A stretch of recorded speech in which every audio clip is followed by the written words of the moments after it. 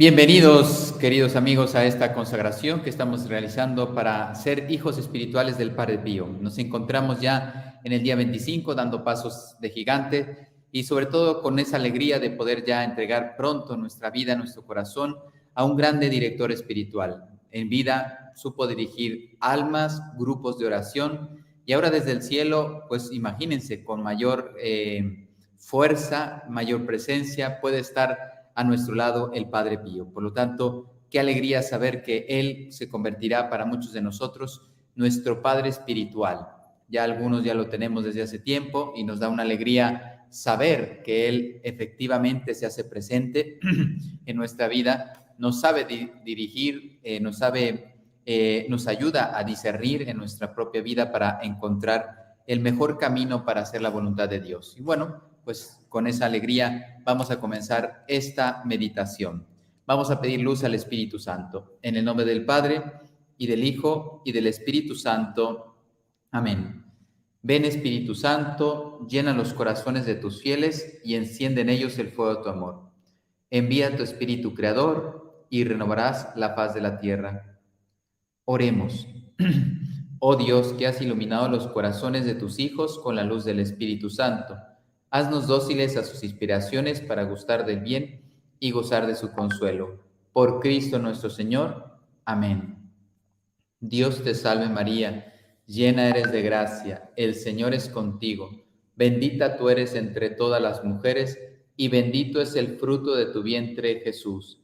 Santa María, Madre de Dios, ruega por nosotros pecadores, ahora y en la hora de nuestra muerte. Amén. Gloria al Padre, y al Hijo, y al Espíritu Santo, como era en el principio, ahora y siempre, por los siglos de los siglos. Amén. Sagrado Corazón de Jesús, en vos confío.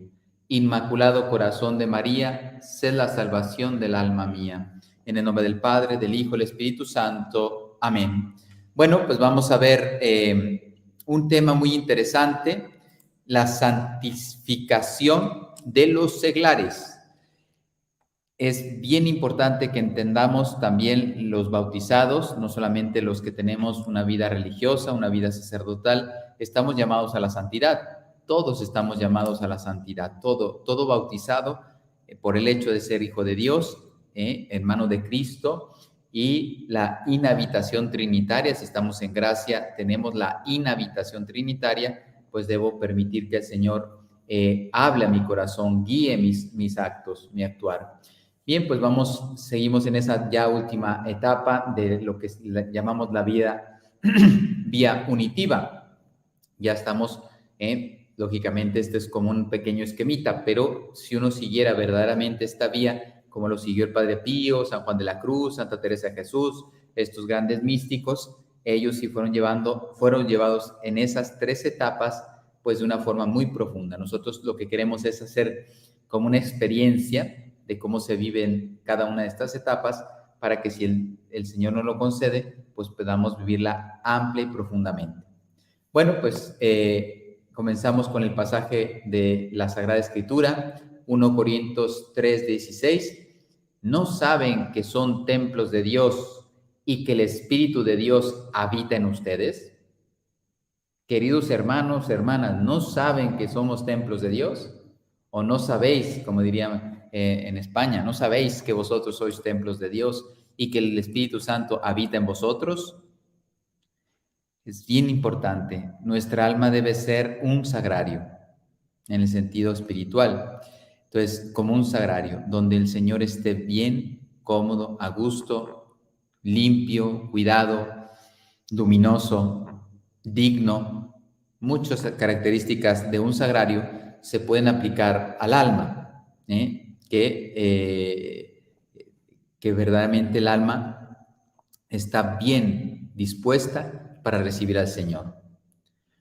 Los maestros de vida espiritual nos hacen caer en la cuenta, esto es bien importante la distinción, dice que los dones del Espíritu Santo son una forma de vivir al modo divino nuestra vida mística, y le llaman a esto vida mística. En cambio está la vida ascética, que es el inicio de la vida espiritual. Entonces la vida espiritual, así a grandes rasgos, se divide en 2. vida ascética, que sobre todo es digamos, la colaboración del alma humana con nosotros, con nuestra libertad. Perdón. Y es muy importante, pero después eso tiene un límite. Entonces, si la persona verdaderamente busca la santidad, pues hace esa parte ascética al modo humano, las virtudes infusas, teologales y morales, pero queda claro para los maestros de vida espiritual que si uno se queda ahí, no alcanza la perfección cristiana. Para alcanzar verdaderamente la perfección cristiana, tenemos que permitir que la vida ascética dé paso, donde ya los dones del Espíritu Santo toman el alma de la persona y la llevan a unas alturas muy, muy importantes.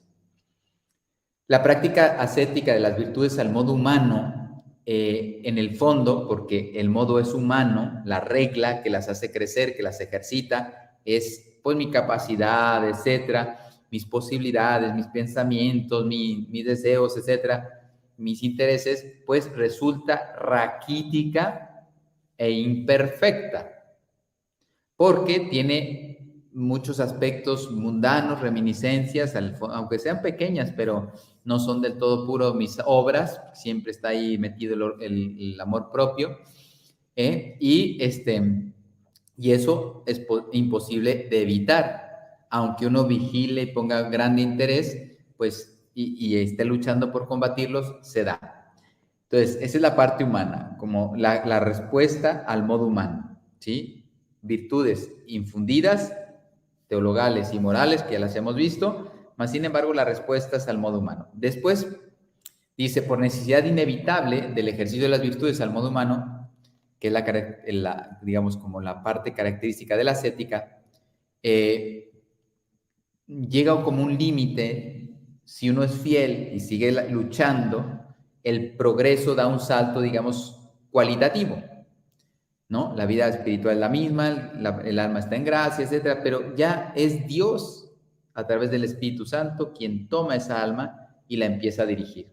Y entonces ya cambian las cosas. Ya es otra forma de verla y vivir la vida cristiana, la vida espiritual. Y entonces ya el Espíritu Santo comienza a trabajar al modo divino. Entonces imagínense, yo tengo un modo humano de operar, limitado, pequeño, frágil, superficial en muchos casos, o sea, imperfecto, ¿sí? Pero en cambio ya viene la vida mística, el Espíritu Santo, al modo divino, toma mi alma y ¡fum!, la eleva a grandes y altas cuotas de santidad. Entonces, ahora sí, no importando el género de vida, sacerdote, seglar, casado, soltero, adulto, pequeño, etcétera, podemos aspirar a alcanzar altas cumbres de la perfección cristiana. Bueno, y todo esto se juega en un modo de oración. Hay 3 tipos de oración: la vocal, que es la más simple, la más básica; la meditación, que ya es digamos, un nivel más profundo; y sobre todo la contemplación. No vamos a hablar ahora de características de cada una de ellas, pero nos quedamos con el ideal. Yo como cristiano, durante mi vida, tengo que centrarme a alcanzar la vida contemplativa. Los seglares, lógicamente, encuentran muchas dificultades por el trabajo, las prisas, el tráfico, los niños, la esposa, el colegio, los deberes, las enfermedades de los niños, bueno, 1000 cosas que nos mantienen la mente totalmente, digamos, fuera de sí. Entonces, si no fuera una llamada a la vida contemplativa, a la vida seglar, pues entonces el estado religioso daría lo mismo, ¿no? Entonces, el religioso se consagra para vivir la vida contemplativa, pero el seglar está llamado a vivir una oración contemplativa. Y esto ya se estarán imaginando los que son seglares y tienen 20,000 cosas que hacer en la vida, pues dicen, pero parece imposible. Y digo parece, porque no lo es. Entonces, no es imposible, es una llamada, y cada uno a su ritmo, cada uno a su forma, pero todos bautizados estamos llamados a la vida contemplativa, que es reconocer que soy un templo de Dios, es entrar en mí mismo y percibir, contemplar a través de la escritura, de la inspiración del Espíritu Santo, etcétera, etcétera, pero digamos, contemplar las maravillas que Dios ha hecho en mí. Dios Padre me ha creado todo esto, etcétera, a través de su Hijo, nuestro Señor Jesucristo, vino, padeció y murió por nosotros, resucita y adquiere la victoria para nosotros, y el Espíritu Santo, pues lógicamente, es el garante de la Iglesia Católica.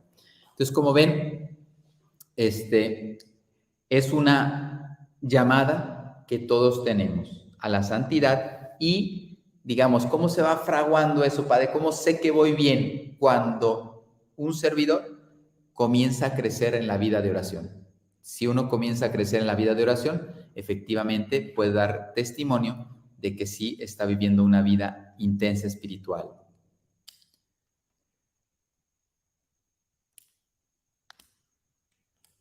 Entonces, nadie se puede dispensar de buscar la vida contemplativa porque es indispensable.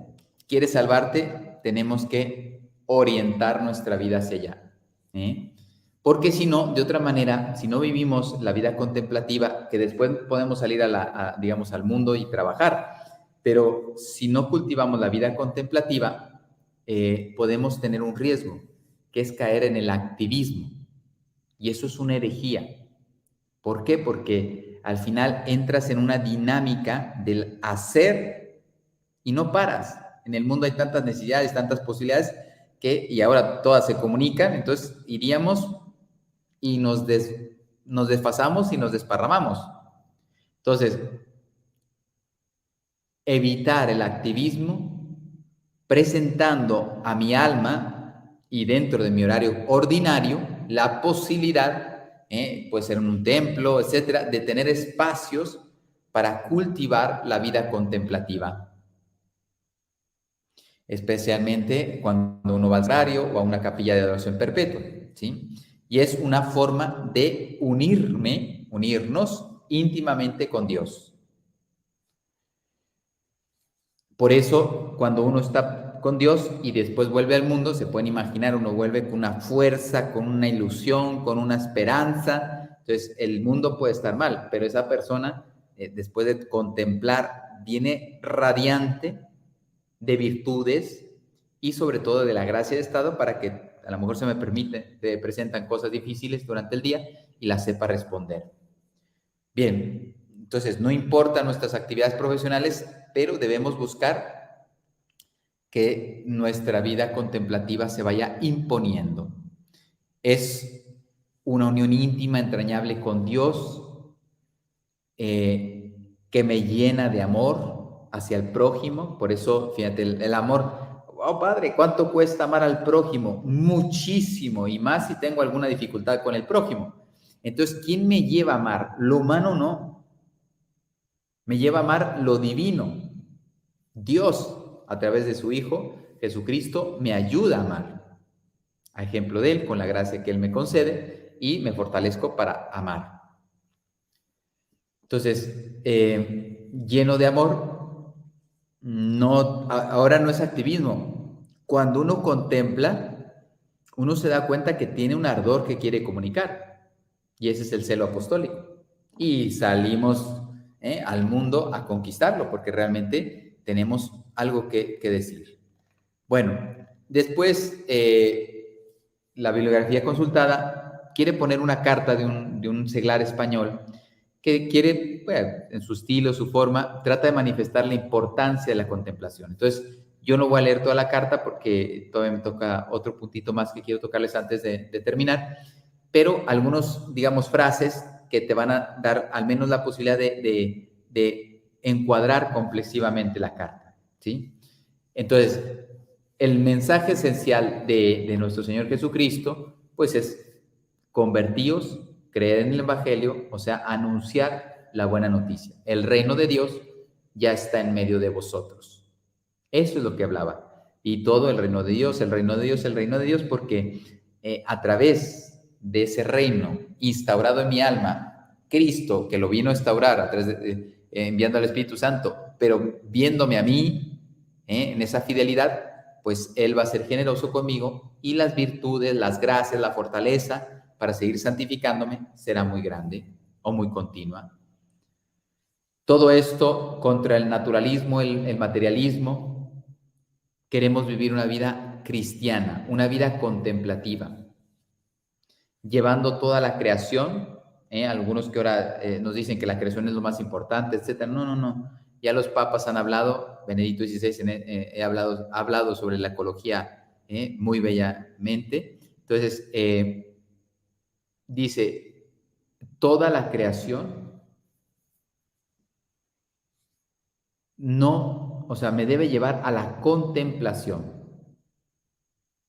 Y Cristo vino a ser partícipe de esta creación, que Él fue uno de los gestores de su existencia. Y bueno, a través de esa creación yo puedo entrar en diálogo con Dios, la vida interior, la vida cristiana, y ese diálogo se va madurando, va creciendo, va ahondando y se convierte en una contemplación. A lo mejor ahora empiezo a hablar con el Señor, Señor, te necesito, ayúdame aquí, mira acá, mira lo que me ha pasado, etc. Bueno, estamos creciendo en la amistad, pero llega un momento en que ya te lanzas y te entregas totalmente a Él. ¿Cómo hay que hacer hoy para llevar todo este bellísimo mensaje a las mentes de hoy? Hay muchas fórmulas, ¿sí? Pero primero yo diría aclarar los elementos, los conceptos. Hoy en día se habla mucho de laicado, que laicado por aquí, laicado por acá, que ellos tienen que tener muchas responsabilidades, etcétera, en la iglesia. Y está bien, está bien. Y cada vez hay menos sacerdotes y pues necesitamos a alguien que mantenga los mínimos, ¿no? Antes de que venga el Señor a renovarnos, que esperemos no tardemos mucho en purificarnos como mundo entero, como iglesia, porque participamos de la purificación que vive la humanidad también en estos momentos. Entonces, muchos hablan de espiritualidad, de grandes cosas, el humanismo, etcétera, pero qué pocos predicadores, sacerdotes, obispos, etcétera, nos hablan de las exigencias del evangelio, de la abnegación, de la oración. Porque la buena nueva que ya está en el corazón del hombre, que está en gracia, ya la tenemos dentro. Es un tesoro escondido, una perla fina que yo debo poner al servicio de los demás. Esto es bien importante comprenderlo. Dios, bueno, decía San Agustín, no es textual la frase, pero decía, Dios nos da de más a mí, que yo necesito 5 y me da 10. Entonces, y él dice, yo les doy esto al que tiene, etcétera, para que ustedes aprendan a compartir. De otra manera, no se crece espiritualmente. Si la oración no va acompañada con la caridad, pues nos quedamos cojos, con una sola alma. Bueno, nosotros recibimos la vida espiritual con el bautismo, es parte esencial de ese don de Dios, el perdón de los pecados, la gracia santificante, y entonces yo debo buscar la santidad para alcanzar la vida eterna. Para eso fui creado, para ser santo. Había un sacerdote que decía, aquel que pone su objetivo meramente en la perfección de la vida natural, que hay gente que quiere ser organizada, honrada, trabajadora en lo natural, las hay, y yo creo que no pocas, dice, pero despreciando la vida sobrenatural. Pues esas personas acaban por no conseguir ni una ni otra y terminan viviendo como bestias. Claro, cuando no hay un muro de contención, que son los mandamientos, la gracia, la oración, el Santísimo, etc. Si no hay un muro de contención en mi alma para que no salga y se desparrame, pues puede hacerme mucho daño. La contemplación es como volver a recogerme en mí mismo, no en el sentido egoísta, sino en el sentido de poner atención a lo que Dios va obrando en mi interior. Entonces no es malo, es muy bueno, pero se debe buscar crecer en la vida contemplativa. Cuando llegan los dones del Espíritu Santo, especialmente la sabiduría y entendimiento, pues el entendimiento capta la verdad, y la suma verdad es Cristo, y después la sabiduría, recuerden que fecunda la virtud de la caridad y nos lleva rápidamente al objeto, que en este caso es pues visitar a una persona en cuyo valor espiritual tú confías. Bueno, es una llamada, todos estamos llamados por ser bautizados a la vida contemplativa y más sin embargo constatamos que hay muchas desviaciones en el mundo de hoy. Y por eso, fíjate, el que no vive una vida contemplativa y se dedica, digamos, se adecua a los ritmos de la vida cotidiana y prácticamente en todas partes del mundo, hemos creado sociedades antihumanas. O sea, y yo no estoy hablando de los pecados, de las muertes, de la violencia, de las bombas. No, anterior a esto. Hemos cometido un error muy grande porque, comenzando por Adán y Eva, Dios nos crea en justicia original, por tanto, armonía entre Dios y el hombre, armonía entre los hombres, Adán y Eva, y armonía conmigo mismo. Entonces, si uno no, el pecado entra, rompe ese orden que teníamos, nos destruye, y entonces, fíjense, las facultades que estaban hechas para la contemplación, ahora se dedican a lo sensible, a lo inmediato, etcétera, y como decía, si uno se deja llevar por estas sociedades, que me parece que son inhumanos en muchos sentidos, caemos en una herejía, la herejía de la acción. Y eso hace mucho daño. Y hay mucha gente en la iglesia que hace muchas cosas, pero que le falta la vida contemplativa. Hay que reconocerlo que en muchas ocasiones, lo digo por mí, que a veces nos hemos abocado mucho al obrar y poco al ser. Entonces, hacíamos cosas muy bellas, hasta aplausos nos podíamos haber llevado, pero se nos olvidaba algo más importante, el ser. Que nosotros tengamos bien y profundamente arraigado la importancia de reconocer el alma y de reconocer que la gracia puede fecundar el alma. Y eso me hace ser mayor, porque tengo más posibilidades de amar, por ejemplo, o de mantenerme fiel ante un martirio y no salir corriendo, etcétera, etcétera. Bueno, con el nombre de vida contemplativa canónica, no se entiende la interior y teológica, a la cual son llamados todas las almas religiosas, y también los cristianos que viven en el siglo y que cada uno en cualquier estado debe cultivar. Entonces, la vida contemplativa no es la canónica. Yo soy religioso y tengo que vivir, tengo una hora de adoración obligatoria, etcétera. No, el seglar trata de vivir esa vida contemplativa sin tener que estar vinculado con algún aspecto canónico. Si es que se siente llamado a otra cosa, pues podría cambiar de estado de vida, pero eso no se refiere ahora a la catequesis. Solamente que la vida contemplativa, primero que arraigue en el corazón y después va tomando forma, puede ser una vocación, puede ser una forma, un estilo nuevo de vida de las personas que son copadas y transformadas por el Espíritu Santo. Entonces, para llegar a la virtud de la caridad, a la plenitud de la virtud de la caridad, que por lo tanto es la perfección cristiana, necesitamos, es necesario el concurso de los dones del Espíritu Santo. Bueno, el Padre Pío hoy nos quiere compartir algo muy bello. En su epistolario, ahí hay muchas cosas muy bellas, y le dice el Señor un día, 1913, le dice el Señor: no temas, yo te haré sufrir, pero te daré la fuerza. Deseo que tu alma, con cotidiano y oculto martirio, sea purificada y probada. Recuerden que los estigmas llegaron en 1918, 5 años después de esta frase de Jesús. O sea, lo fue preparando durante 5 años para que cuando diera el paso pudiera estar bien preparado. No hacía menos de 4 horas de meditación, de adoración, especialmente meditando la pasión de Cristo, la muerte y resurrección, el Señor como el centro de nuestra fe.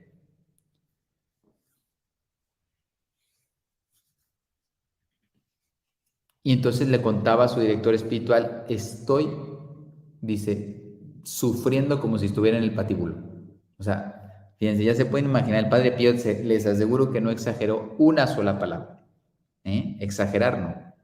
A lo mejor no escribió bien, se le olvidaban las comas, los acentos, etcétera, en italiano, pero esto que es esencial no podía faltar en el Padre Pío. Entonces, él empieza a experimentar, pues, que el Señor quiere que le acompañe en la cruz, se siente ya místicamente crucificado, con dolores, etcétera, y el Señor le dice, se los voy a, porque leerlo es un poquito largo, son varios párrafos, pero en pocas palabras el Señor le dice que Él está así, con ese dolor, con esa tristeza, Dios, dice, porque el hombre no ha sabido corresponder a la historia de la salvación, a todas las gracias que nos quiere ofrecer, etcétera. Recibimos mucha gracia a lo largo de nuestra vida, pero ya sea consciente o inconsciente, estamos diciendo que no. Entonces el Padre Pío sentía muy duro, decía, ¿no será que Dios se siente ofendido conmigo por lo pecador que soy? Y sus directores espirituales tuvieron que confirmarle que no, que eso era voluntad de Dios, que estaba permitiendo esto y por lo tanto, pues él tampoco se tenía que bajar de la cruz, como dijo San Juan Pablo II. Entonces, él llegando ahí, pues ya debemos desplegar la fuerza sin dejar la fuerza contemplativa, pero pasar a realizar las obras de amor, ¿sí? Por inspiración o inspiración del Cristo crucificado.